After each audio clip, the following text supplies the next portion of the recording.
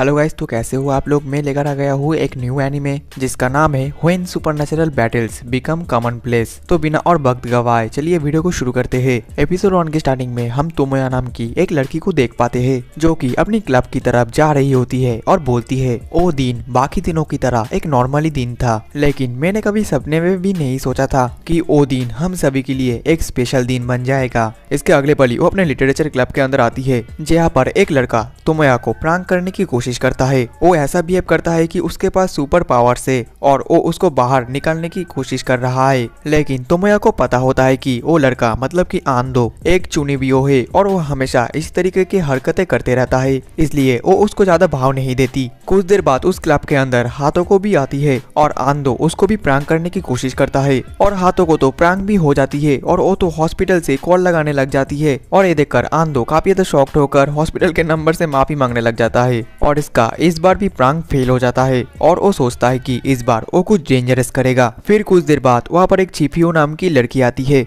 और इस बार तो आंदो हाथ से ज्यादा ही प्रैंक करने लगता है और आंदो को ऐसी हरकतें देखकर चिपियो तो रोने लग जाती है, जो देखकर आंदो भी डर जाता है और बोलता है ये तो सिर्फ एक प्रैंक था चिपियो। ठीक तभी चिपियो के पीछे से सायोमी आती है और वो तो आंदो को मारने लगती है और बोलती है बच्चों को ऐसे डराना नहीं चाहिए। इसके बाद वो सभी एक साथ बैठकर बात करने लगते हैं, लेकिन वहाँ पर भी आंदो सुपर पावर्स की बकबक करने लगता है। ये सुनकर तोमोया बोलने लगती है तुम तो हमेशा बेकार ही बात करते हो क्योंकि तुम एक चुनिबियो हो। जिन लोगों को नहीं पता, चुनिबियो एक डिजीज की तरह है जो कि टीनेजर्स को होता है और इसके वजह से टीनेजर्स अपने आप को फैंटेसी मैजिक वर्ल्ड में इमेजिनेशन करने लगते हैं और वो सोचते हैं कि उनके पास सुपर पावर्स है। तोमोया बोलती है आंदो क्या तुम्हारे पास कोई कॉमन सेंस नहीं है? सुपर पावर्स मैजिकल पावर ये सब कुछ भी नहीं होता। आंदो बोलता है तुम कॉमन सेंस के बारे में जानती क्या हो? क्या तुम्हें लगता है कि तुम्हारा कॉमन सेंस इस दुनिया का सच्चाई को बता पाएगा? क्या तुम्हारा कॉमन सेंस ये एक्सप्लेन कर पाएगा कि आखिरकार ये दुनिया कैसी बनी, इस दुनिया में जिंदगी कैसी आई? और फिर जो आंदो है वो तो ऐसे ही और भी ज्यादा बकबक करने लगता है और ये तो आंदो का हमेशा का होता है, जो देखकर तो सभी लोग बोर होने लगते हैं। वहीं पर आंदो बोलता है तुम लोगों को नहीं पता, लेकिन मेरे राइट हाथ में इविल पावर है। और फिर वो ऐसे ही अपने हाथ को ऊपर करता है तो अचानक से उसके हाथ में तो रोशनी जलना शुरू हो जाता है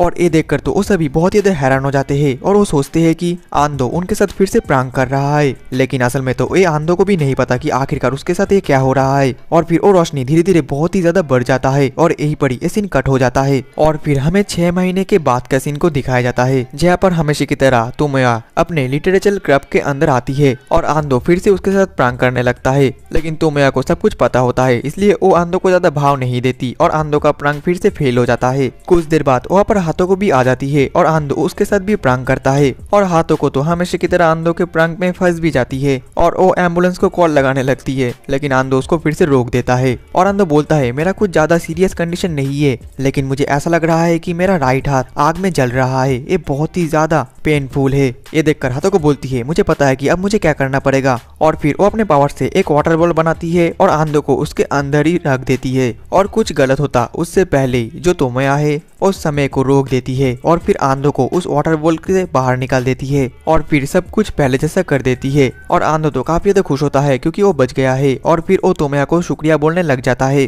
ठीक तभी वहाँ पर टेलीपोर्ट होकर चिपियो भी आ जाती है और कुछ देर बाद वहाँ पर सायोमी भी आ जाती है और बोलती है आंदो क्या तुम यहाँ पर चिल्लाना बंद करोगे? तुम्हारे वजह से आसपास के क्लास को भी काफी ज्यादा दिक्कतें होती है। और फिर वो अपने पावर्स की मदद से आंदो को फिर से नॉर्मल कर देती है और उसको ठीक ठाक कर देती है। जिसके बाद सायोमी बोलती है तो तुम लोगों को पता है ना कि आज हम यहाँ पर इकट्ठा किस लिए हुए हैं? आज हम हमारे मंथली सुपर पावर चेकअप करेंगे। इसके अगले सीन में हम उन सभी को एक बहुत ही बड़े ग्राउंड में देख पाते हैं जहाँ पर हाथों को और चिपियो एक दूसरे के साथ फाइट कर रही होती है। चिपियो तो बहुत सारे एरो बनाकर हाथों को ऊपर अटैक कर देती है, लेकिन हाथों को अपने वाइन अटैक से उन सभी को डॉच कर देती है। दूसरी तरफ आंदो बोलता है चिपियो जिसके पास पावर है पावर ऑफ क्रिएशन का, मतलब कि वो अपने सोच के मदद से कुछ भी क्रिएट कर सकती है। वहीं पर है हाथों को जिसके पास है सभी एलिमेंट्स की पावर, मतलब कि earth element, water element, fire element, wind element और लाइट एलिमेंट। वो इन सभी को कंट्रोल कर पाती है। वो दोनों ही इनविंसिबल है, ये तो बहुत ही ज्यादा चीटिंग है।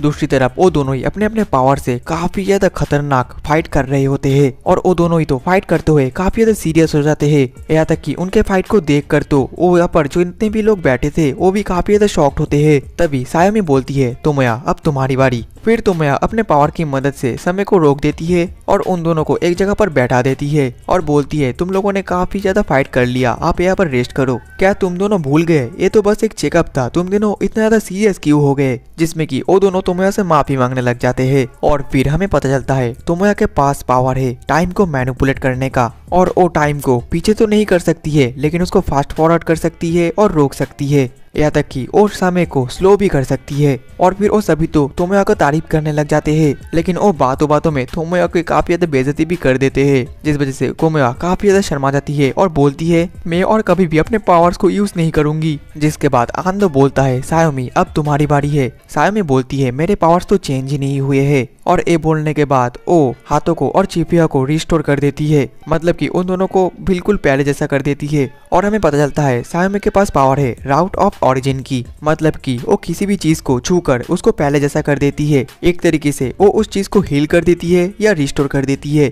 फिर सायोमी बोलती है कि चलो फिर हमारा काम खत्म हो गया है, अब फिर से क्लास में चलते हैं। जो सुनकर तो आंदो गुस्सा करने लगता है और बोलता है कि रुको जरा, अभी भी मेरा पावर बाकी है। तभी वो लोग बोलने लगते हैं, लेकिन तुम्हारा पावर तो। वहीं पर चिपियो बोलती है, तुम्हारे पावर को दिखाने की कोई जरूरत नहीं है। जो सुनकर आंदो को काफी ज्यादा बुरा लगता है और बोलता है, क्या तुम सभी मेरा मजाक उड़ा रहे हो। और फिर आंदो अपने पावर को दिखाने वाला ही होता है, लेकिन ठीक तभी उनके क्लास में एक लड़की आ जाती है, जिस वजह से वो लोग फिर से अपने क्लास को पहले जैसा कर देते हैं। और फिर सायोमी पूछने लगती है कि कुदो-सैन आखिरकार तुम यहाँ पर क्या कर रही हो। कुदो-सैन बोलती है, मैं तुम सभी के ऊपर नजर रखने के लिए आई हूँ क्योंकि तुम्हारे क्लब के ऊपर काफी सारे हमारे पास शिकायत आए हैं, क्योंकि तुम्हारे क्लब से काफी ज्यादा आवाज बाहर आता है। ये सुनने के बाद आंदो सामने आता है और वो बोलता है, कुदो मैंने तुम्हारा असली आइडेंटिटी पहले ही ढूंढ लिया है, आखिरकार तुम तुम्हारा फेक आइडेंटिटी और कितनी देर दिखाओगे। असल में आंदो को तो उसका फिर से चुनेबियो का डिजीज जाग गया होता है, जिस वजह से वो फिर से बकवास करता है और ये तो उसके दोस्त भी समझ जाते हैं। तभी जो तोमोया है वो आंदो को एक जोर से घुसा मारती है और बोलती है, तुम अपना बकवास बंद करोगे। फिर सायोमी बोलने लगती है, कुदो-सैन हमें माफ कर देना, क्योंकि आंदो का दिमाग एक 5 साल के बच्चे के जैसा है। लेकिन जो कुदो है वो तो बोलती है, आखिरकार तुम्हें पता कैसे चल गया कि मैं कौन हूँ। ये सुनने के बाद तो लोग काफी ज्यादा शॉक्ड होते हैं और बोलते हैं कि तुम्हें क्या बात कर रही हो। कुदो बोलती है, अपने आप को और बेवकूफ मत दिखाओ, तुम लोगों को मेरे बारे में सब कुछ पता है। और फिर हमें पता चलता है कुदो तो लिटरेचर क्लब के ऊपर पहले से नजर रखी हुई होती है, जिस वजह से वो इन लोगों के सुपर पावर्स के बारे में पहले से ही जानती है और उसने भी कुछ दिन पहले अपना सुपर पावर को अवोकन किया है। और ये सुनने के बाद तो आंदो काफी ज्यादा शॉक्ड होता है और बोलता है, क्या तुम्हारे पास भी सुपर पावर है। कुदो बोलती है, तुम्हें तो पहले से ही पता है कि मेरे पास सुपर पावर है, तो तुम और बेवकूफ मत सजो, इसलिए मैं तुम लोगों को चैलेंज करती हूँ, मुझे हराओ। आंदो बोलता है, क्या तुम हम सभी से फाइट करना चाहती हो। जिसमें कि कुदो बोलती है, तुम लोग घबराओ मत, मैं तुम लोगों को पूरी तरीके से मारूंगी नहीं, बस तुम्हारा 2-3 हड्डियां तोड़ूंगी। ये सुनकर आंदो सामने चला जाता है और बोलता है, मैं तुमसे फाइट करूंगा। लेकिन तभी तोमोया हाथों को तो उसको रोकने लग जाती है और बोलती है, तुम तो उसके साथ फाइट नहीं कर सकते क्योंकि तुम्हारा सुपर पावर तो। आंदो बोलता है, तुम लोग टेंशन मत करो, मेरे डार्क पावर के सामने ये टिक नहीं पाएगा। और फिर आंदो फिर से फेंकने लग जाता है और बोलता है, क्या तुम्हें पता है कि आखिरकार मैं ये ब्लेजर क्यों पहनता हूँ। कुदो बोलती है, क्योंकि ये स्कूल का रेगुलेशन है इसलिए तुम्हें पहनना पड़ता है। आंदो बोलती है कि नहीं, ये एक सील है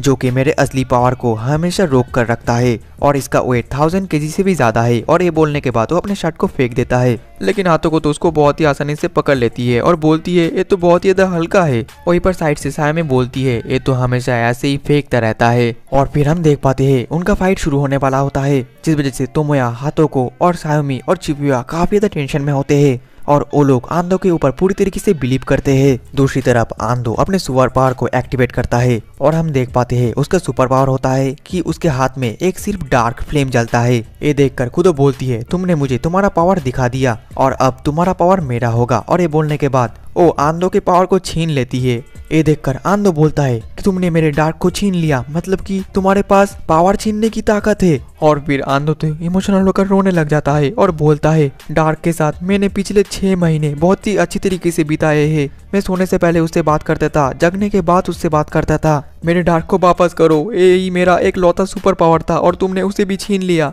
और ये बोलते हुए वो रोने लगता है। तभी कूदो बोलती है, ये तो बस एक नॉर्मल डार्क फ्लेम है, इससे ना ही तुम कोई कॉम्बैट फाइट कर सकते हो और ना ही तुम इसको सुपर पावर की जैसा यूज कर सकते हो। और ऐसा देखकर नहीं लगता कि इसके अंदर कोई हिडन पावर्स भी है। और एक एक बात सीधा जाकर आंधो के दिल पर चुभता है। कूदो बोलती है, तुम्हारा पावर तो एकदम ही बेकार और मीनिंगलेस पावर है। और फिर आंधो इसी तरीके से इस फाइट में हार जाता है। फिर कूदो बोलती है, तो अब मुझसे फाइट करने कौन आएगा। जिसके बाद वहाँ पर तोमोया आ जाती है। कूदो बोलती है, जल्दी से तोमोया तुम अपना पावर दिखाओ। तोमोया बोलती है कि नहीं, मैं अपना पावर नहीं दिखाऊंगी, क्योंकि जैसे ही मैं अपना पावर दिखाऊंगी तो तुम उसे छीन लोगे। इसलिए मैं तुम्हारे साथ सुपर पावर्स के बजाय फिजिकली फाइट करना चाहूंगी। कूदो-सैन, क्या तुम हम सभी को एक साथ फिजिकल फाइट में हरा पाओगी। और ये सब कुछ सुनने के बाद तो कूदो भी काफी ज्यादा घबरा जाती है और वो बोलती है, मेरे पास अभी भी आंधो का पावर है। सायोमी बोलती है, तुम मुझसे कुछ नहीं कर सकती, मैं तो बस तुम्हें अकेला ही यहाँ पर फिजिकल फाइट में हरा दूंगी, क्योंकि मैं जूडो और कराटे दोनों में ही ब्लैक बेल्ट हूँ।